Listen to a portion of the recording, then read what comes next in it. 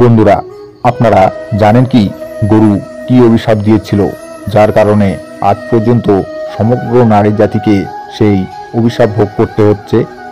এতদিন যা এড়ানো যায়নি, কি ছিল সেই অভিশাপ? আসুন একটা প্রাচীন গল্পের মাধ্যমে তার উত্তর জানি। এক সময়ের কথা, ভগবান শ্রীকৃষ্ণ রাজ সিংহাসনে বসেছিলেন। তখন নারদ মুনি তার কাছে আসেন এবং বলেন, হে প্রভু, আজ আমি মৃত্যুলোকের মানুষের মাঝে ঘুরে বেড়াচ্ছিলাম। তখন একজন মহিলা আমাকে জিজ্ঞাসা করলেন, সত্যযুগে যখন মহিলারা সন্তানের জন্ম দিত, তখন শিশুরা জন্মের সাথে সাথেই হাঁটা শুরু করত, কিন্তু এখন আর তা হয় না। এমনটা কেন প্রভু? এই প্রশ্নের উত্তর আমার জানা ছিল না, সেই জন্য আপনার কাছে এসেছি। দয়া করে এই প্রশ্নের উত্তর বলুন। তখন শ্রীকৃষ্ণ বলেন, আপনার এই প্রশ্ন সমগ্র মানব জাতির জন্য খুবই গুরুত্বপূর্ণ। আপনি এই প্রশ্নের উত্তর জানতে চাইছেন, তাই আপনাকে একটা গল্প বলি। এই গল্পের মাধ্যমে আপনি জানতে পারবেন কেন মহিলাদের সন্তান জন্মের সাথে সাথে হাঁটতে পারে না। তখন নারদ মুনি বলেন, হে প্রভু, আমি এই গল্পটি সম্পূর্ণ শুনব, দয়া করে গল্পটি বলুন। বন্ধুরা, আপনিও যদি জানতে চান এই প্রশ্নের উত্তর কি, তাহলে ভিডিওটি শেষ পর্যন্ত দেখুন এবং ভিডিওটি দেখে ভালো লাগলে একটি লাইক দিন এবং কমেন্টে জয় শ্রীকৃষ্ণ লিখুন। তখন ভগবান শ্রীকৃষ্ণ বলেন, এক শহরে রামু নামে একটি লোক বাস করত। রামু ছিলেন স্বার্থপর মানুষ। রামুর একটা গাভী ছিল, সে দুধ দিত। রামু সেই গাভীকে বেশি করে সবুজ চারণ খাওয়াতো, দুধ দহন করত, আর সেই দুধ রামু নিজেও খেতেন এবং তার পরিবারের সদস্যদেরও খাওয়াতো এবং বিক্রিও করত। শুধু গরুর দুধ দিয়েই রামু তার সংসার চালাতো। এইভাবেই কাটছিল রামুর সময়।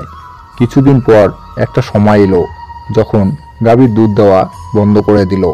গাভীটির দুধ দেওয়া বন্ধ করার সাথে সাথে রামু তাকে খাওয়ানো বন্ধ করে দেয় এবং এমন একটি দিন আসে যখন রামু গাভীটিকে অনেক পিটিয়ে বাড়ি থেকে নিয়ে যায় এবং জঙ্গলে ছেড়ে দেয়। এখন সেই গরু একা হয়ে গেলে বেচারা একা একা বনে এদিক ওদিক ঘুরে বেড়ায়। এইভাবে ঘুরতে ঘুরতে একদিন সে পৌঁছে যায় জঙ্গলে একটি মন্দিরের কাছে এবং সে ঈশ্বরের কাছে প্রার্থনা করে বলে, হে ভগবান, আমি আপনার কাছে মিনতি করছি, আপনি আমাদেরকে গরুরূপে জন্ম দিয়ে কেন এমন অন্যায় করছেন? 84 লক্ষ জন্মের মধ্যে শ্রেষ্ঠ জন্ম মানুষের, তবুও তারা কত পাপ ও অপকর্ম করে। যতক্ষণ আমি দুধ দিতে থাকলাম ততক্ষণ ওই ব্যক্তি আমাকে তার বাড়িতে রাখলো এবং সবুজ চারণ খাওয়ালো। আমি দুধ দেওয়া বন্ধ করার সাথে সাথে তিনি আমাকে চারণ দেওয়া বন্ধ করলো। শুধু তাই নয়, তিনি আমাকে বাড়ি থেকে বেরো করে দিয়েছেন। এখন আমি এদিক ওদিক ঘুরে বেড়াই, বনের গাছ ও ঘাস খেয়ে পেট ভরাই। হে ঈশ্বর, আপনার তৈরি করা সর্বশ্রেষ্ঠ জন্ম মানব জন্ম কেন এত স্বার্থপর এবং লোভী? এরপর ভগবান শ্রীকৃষ্ণ বলেন, সময় ধীরে ধীরে কেটে যায়। বেচারা গরু এদিক ওদিক ঘুরতে ঘুরতে একদিন রামুর দরজায় আসে। রামু আবার লাঠি নিয়ে সেই গরুটিকে বনের দিকে তাড়িয়ে দেয়। এইভাবেই কিছুদিন কেটে যায় এবং গাভীটি আবার গর্ভবতী হয়। যখন 3-4 মাসের গর্ভবতী হয়, তখন সেই জঙ্গলের মধ্যে দিয়ে যাচ্ছিলেন এক মহিলা। মহিলা সেই গাভীটিকে দেখে মনে মনে ভাবল, এই গাভীটি গর্ভবতী। আমি এক কাজ করি, আমি এই গাভীটিকে বাড়িতে নিয়ে যাই। তারপর বাছুর হলে এই গাভী আমাকে দুধ দেওয়া শুরু করবে। তারপর আমি নিজে এই দুধ পান করব এবং আমার পরিবারের সদস্যদেরও খাওয়াবো এবং বিক্রিও করব। এই বলে মহিলা তার স্বামীকে ডাকতে গেল গরুটি ধরার জন্য, কিন্তু সে যখন তার স্বামীকে নিয়ে সেখানে উপস্থিত হয়, তৎক্ষণে গরুটি সেখান থেকে চলে যায়। দেখতে দেখতে আরও সময় কেটে গেল। যখন সেই গাভীর প্রসবের সময় ঘনিয়ে এলো, তখন সে নির্জন বনের নিরাপদ স্থানে গিয়ে বাছুর প্রসব করলো। প্রসবের কিছু সময় পর সেই মহিলা ঘাস কাটতে একই বনে গিয়েছিল। সে দূর থেকে দেখল এবং তখন মহিলাটি তার কাছে গিয়ে গরুটির দিকে মনোযোগ দিয়ে দেখে বলল, আরে, এটা তো সেই গাভীটা, ইতিমধ্যে বাছুর প্রসব করেছে। এবার মহিলাটি মনে মনে ভাবল, এখন আমি অবশ্যই এই গরুটিকে ধরে আমার বাড়িতে নিয়ে যাব। মহিলাটি যখন এই কথা ভাবছিল, ঠিক সেই মুহূর্তে গরুটি বলল, বোন, আজ আমাদের একটু উপকার করো। আমার সন্তানের সবে জন্ম হয়েছে, সে হাঁটতে পারে না। তুমি যদি তাকে তুলে আমার কাঁধে রাখো, আমি আমার সন্তানকে নিয়ে নিরাপদ স্থানে চলে যাব, কারণ আমার সন্তান 8 মাস পর হাঁটতে পারবে। এরপর ভগবান শ্রীকৃষ্ণ নারদ-মুনিকে বলেন, মনীষী নারদ, আগে এমনটা ছিল, বাছুর জন্মের 8 মাস পর নিজের পায়ে হাঁটতে সক্ষম হতো। তখন নারদ-মুনি বলেন, হে ভগবান, তারপর কি হলো বলুন। তখন ভগবান শ্রীকৃষ্ণ বলেন, গাভীর এই কথা শোনা মাত্রই সেই মহিলাটি উচ্চস্বরে হাসতে লাগলেন এবং বলেন, তোমার সন্তান নোংরা হয়ে পড়ে আছে। আমি কেন তোমার সন্তানকে তুলে তোমার কাঁধে রাখবো? আমি কেন তোমার উপর দয়া করব?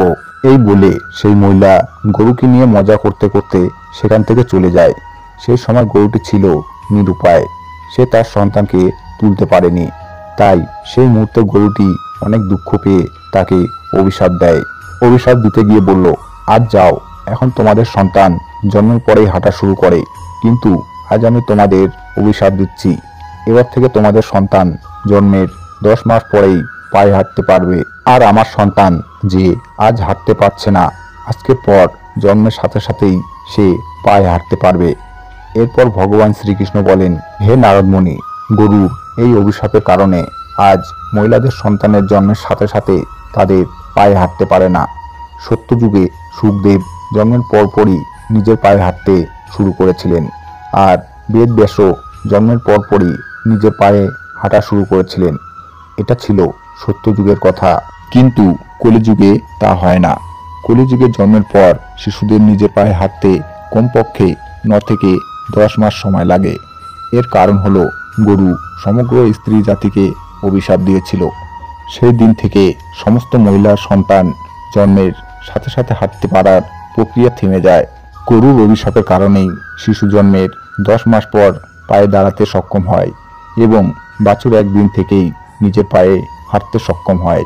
তাই কারো আত্মাকে কষ্ট দেওয়া উচিত নয়। এটাই সনাতন ধর্মের সবচেয়ে বড় ধর্ম। বন্ধুরা, অন্যের দুঃখে দুঃখী হওয়া এবং অন্যের আশীর্বাদ অর্জন করাই সবচেয়ে বড় ধর্ম। তাই আমাদের উচিত অসহায় পশু পাখিদের সাহায্য করা। গরুর অভিশাপের কারণেই যত পশু পাখি আছে তাদের সন্তান জন্মের পরপরই হাঁটতে শুরু করে, কিন্তু এর ফলে নারীদের শিশুদের ওপর এমন নিরূপ প্রভাব পড়ে যে জন্মের পরে নারীর সন্তানরা হাঁটতে পারে না। একজন নারীর ভুলের কারণে সমগ্র নারী জাতি এখনো সেই অভিশাপের ফল ভোগ করছে। বন্ধুরা, ভিডিওটি থেকে ভালো লাগলে একটি লাইক করে নিজের আত্মীয়দের সাথে শেয়ার করবেন এবং কমেন্টে জয় শ্রীকৃষ্ণ লিখতে ভুলবেন না। এবং সম্পূর্ণ ভিডিওটি দেখার জন্য আপনাকে অসংখ্য ধন্যবাদ।